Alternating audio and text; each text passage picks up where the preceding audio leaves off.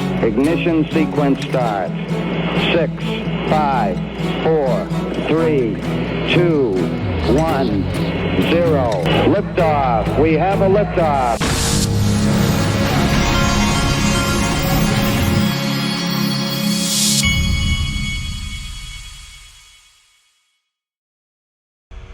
Hey everybody, this is the Digital Asset Investor, and somehow I missed this eGrag crypto tweet, but never fear, I'm here to give it to you.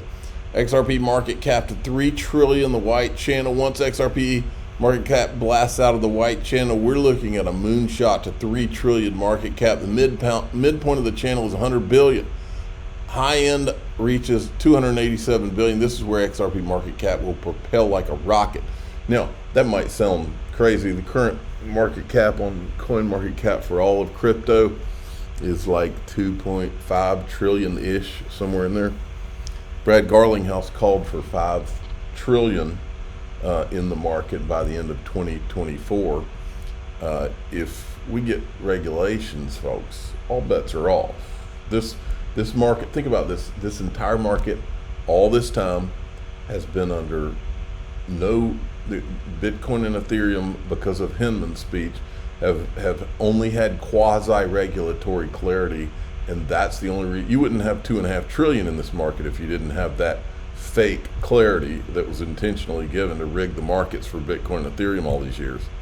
But if you get real clarity, a congressional bill, all bets are off. And what may seem crazy to you, not to me, but it may seem crazy to some people out there, oh, XRP can't get 3 trillion. Yeah, you sit back and wait and watch what happens to this, just the market overall, when you've got regulatory clarity. But here's the other thing people aren't thinking about.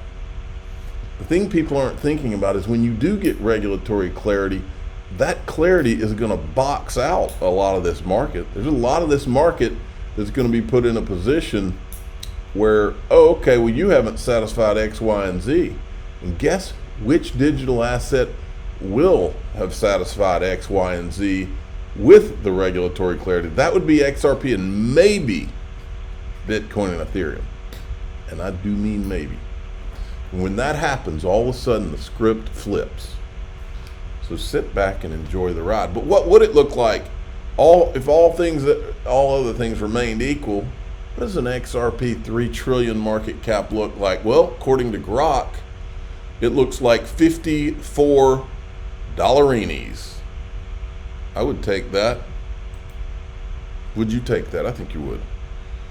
All right, let's give you some more from Consensus. This guy right here is Thomas Farley, former president of the New York Stock Exchange. In college, there's this concept of the Overton window. What's acceptable?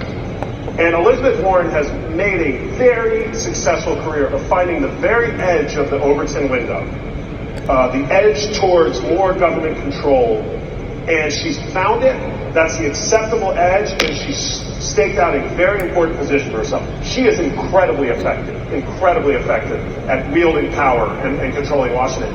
And I've been saying to myself for literally years, and others, it feels like she missed the Overton window, but nobody seems to care. Like, is the public really as anti-crypto as she seems to believe? And I think finally, actually, there was I'll give you an odd anecdote. On April 25th, I got a tweet, and it said, Elizabeth Warren to go after child sexual abuse. And I thought, that's amazing. I clicked on it, it brought me to her website, and literally the first words I saw were, Senator Warren encourages the DOJ to stop crypto.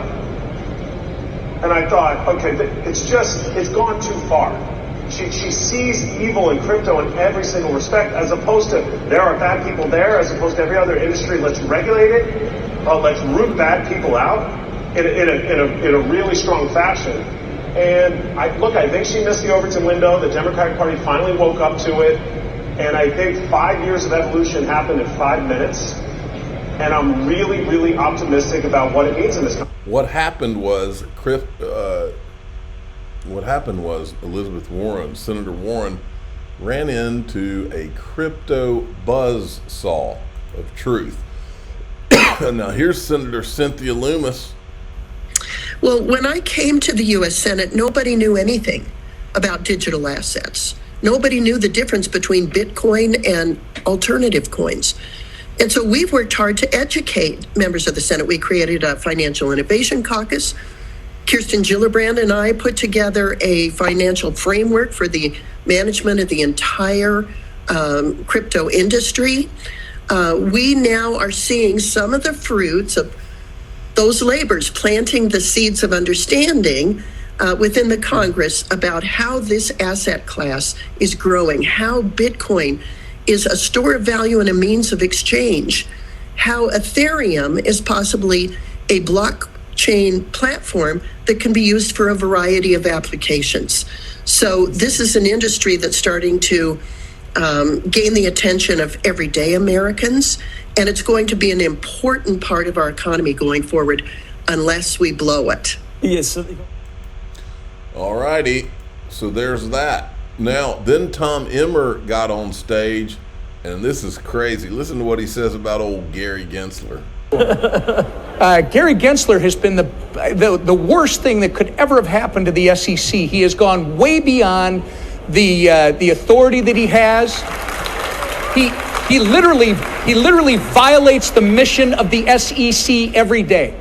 What the SEC is supposed to do is we want capital investment. We want new opportunities.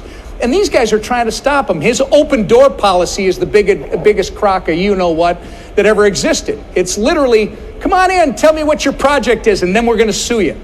The problem here is that he has lost repeatedly.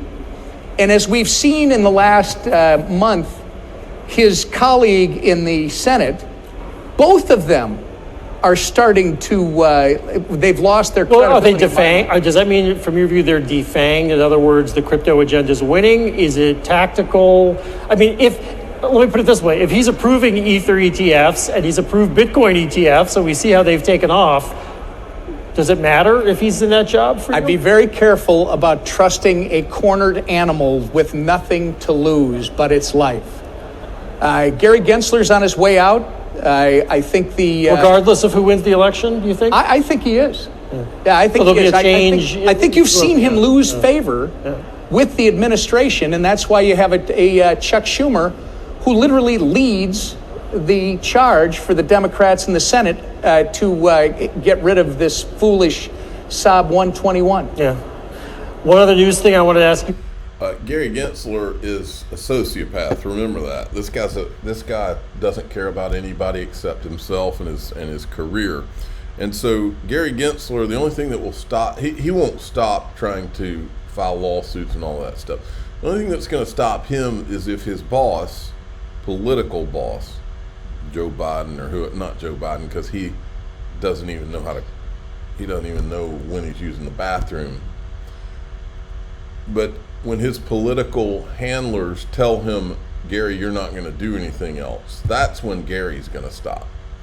Because Gary believes in nothing except himself. And so, anyway, moving on. Brad Garlinghouse, it's critical that the U.S. catch up with other leading economies and develop sensible and clear rules for crypto. Ripple's latest $25 million contribution to Fair Shake is an investment in the inevitable march of progress and adoption of crypto and blockchain technologies, the future of finance, and a message backward looking at politicians, their failed policies will not be tolerated. Stuart Alderati jumped in. Crypto's emerged as a pivotal issue in 2024 elections. Ripple will continue to support policies and policymakers and move U.S. forward. We must catch up to the major global centers that have committed to clear rules of the road for the industry. Ryan Selkis, who Brad Garlinghouse dunked in a dunking booth after years of being at odds, looks like he's on the same page now. This is the scene where Arnold Schwarzenegger and Carl Weathers grabbed arms in the Predator. I think this was it was the Predator movie, one of the great movies. Can't believe Carl Weathers died, by the way. All right, now we've got David Schwartz from Consensus being interviewed by Rachel Wolfson. Listen to this clip. It's a way to have all those two ecosystems work together. Okay, can can you explain a little bit more about what the new developments are exactly? Well, so a good example is Ripple launching a stablecoin. So the stablecoin is regulated. It's launched pursuant to licensing that Ripple has. It's one-to-one backed with US dollars. And Ripple has to go through, know your customer, anti-money laundering for any time we issue or redeem. But people will be able to obtain the stablecoin like on DEXs and, through exchanges, and they may be able to transact with it in DeFi applications that are censorship resistant and, that are decentralized. And the vision is more products like that. So another example would be real-world asset tokenization, where these are regulatory compliant products that are securities on blockchains, but they can be used as collateral in DeFi protocols. So I might have Apple stock and someone is lending me money against that stock. And the stock is provided by a regulatory compliance system, but the lending system is a DeFi application. I see. All right. And then this was another clip where she's talking about oracles, or he's talking about oracles. Listen to this one. Oh, any other new developments that you spoke about here at Consensus, or anything that we need to know about? Well, we've announced a couple of other strategies for the XRP ledger. One of them is oracles, which are another example. Like the oracles themselves tend to be regulated institutions. Some of them are DeFi projects, but they enable DeFi applications that are sort of jurisdictionless, like collateralized lending. You can't do collateralized lending if you don't know the value of the collateral.